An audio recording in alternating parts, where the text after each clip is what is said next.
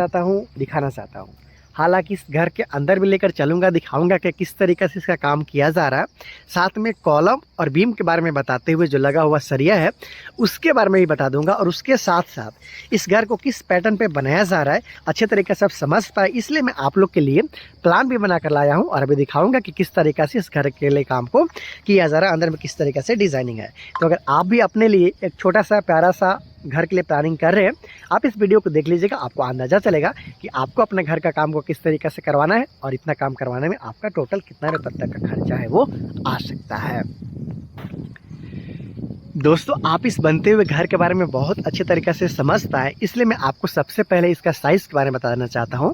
तो इस घर का जो फ्रंट व्यू है वहां से लेकर यहां तक वो 25 फीट का है, और जो साइड व्यू है यहां से लेकर यहां तक वो भी 25 फीट का है। अगर स्क्वायर फीट का बात कर लिया जाए तो 625 स्क्वायर फीट में इस घर के लिए काम को किया जा रहा है। हालांकि चलेंगे घर के अंदर, लेकिन जो चीज़ आप बाहर से जान सकते हो उसको पहले जानते हैं। जैसे कि इस घर के लिए जो कॉलम का काम किया गया है और जो 2 तरह का बीम का काम किया गया है, पहले इसके बारे में हम लोग जान लेते हैं। तो आइए पहले जानते हैं इस घर के कॉलम के बारे में। तो यहाँ पे जो प्रत्येक कॉलम का आप काम किया हुआ देख पा रहे हो, हालांकि संख्या इसका 9 है। 3 आपको इस लेयर में देखने को मिलता है, 3 आपको फिर इस लेयर में देखने को मिलेगा, फिर 3 यहाँ पे। टोटल 9 कॉलम के साथ में इस घर के लिए काम को किया जा रहा है कॉलम का। उसके साथ साथ 12 mm का 4 सरिया का जो सरिया है प्रत्येक कॉलम में यहाँ पे लगाया गया। 8 mm का रिंग का काम यहाँ पे किया गया है।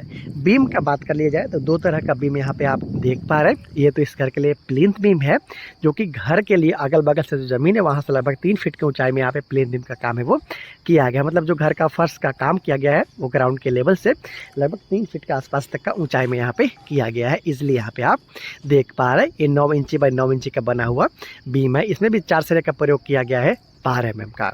अब आते हैं थोड़ा सा ऊपर, तो ये जो लिंटल बीम है, ये ग्राउंड का जो लेवल है अगल बगल से वहाँ से 10 फीट, हालांकि फर्श का लेवल से समझिए आपका ज़्यादा आसानी होगा।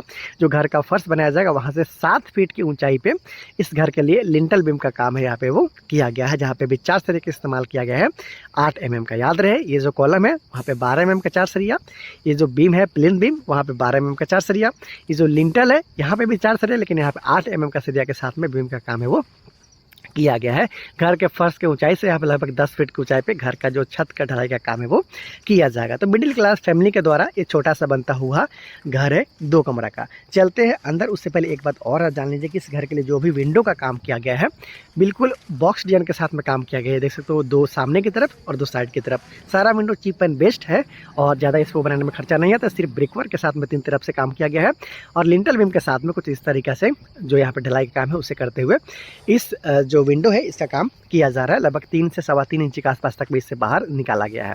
चलिए मैं आपको दोस्तों देखिए यहाँ से इस घर के लिए बैक व्यू और जो साइड व्यू उसको भी दिखा देता हूँ ताकि आप लोग को थोड़ा सा और आइडिया मिल जाए। हालांकि यहाँ पे भी विंडो का काम कुछ उसी तरीके से, बीम भी आप देख सकते हो, उसके साथ कंटिन्यू लिंटल बीम का काम यहाँ पे किया गया है। वेंटिलेटर वगैरह भी देख सकते हो कि साइड की तरफ छोड़ा गया है, पीछे की तरफ नहीं छोड़ा गया है।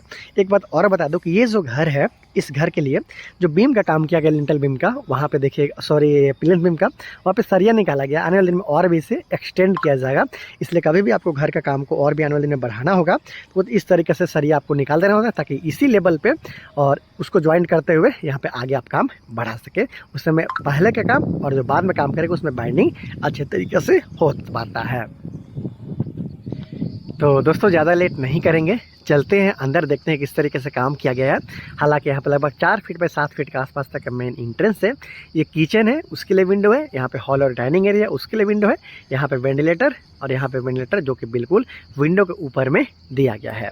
ज़्यादा लेट नहीं करते हैं, चलते हैं अंदर, देखते हैं कि किस तरीके से यहाँ पे काम है वो किया जा रहा है। बहुत सारा आइडिया आप इस बनते हुए घर से अपने बनने वाले घर के लिए ले सकते हैं। बहुत सारे लोग दरवाज़ा जो रहता है मेन डोर वहाँ पर उसका साइज़ छोटा कर लेते हैं।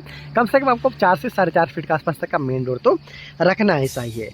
तो जैसे ही आप घर में एंटर करते हैं यहाँ पे आप देख पा रहे हैं कि हॉल के साथ साथ आपको ये डाइनिंग एरिया देखने को मिलता है, एक सामने की तरफ और एक साइड की तरफ 2 विंडो आपको देखने को मिलता है। हालांकि मिट्टी का भराई करते हुए यहाँ पे पानी दिया जा रहा है ताकि अच्छे तरीके से इसे बैठाया जा सके।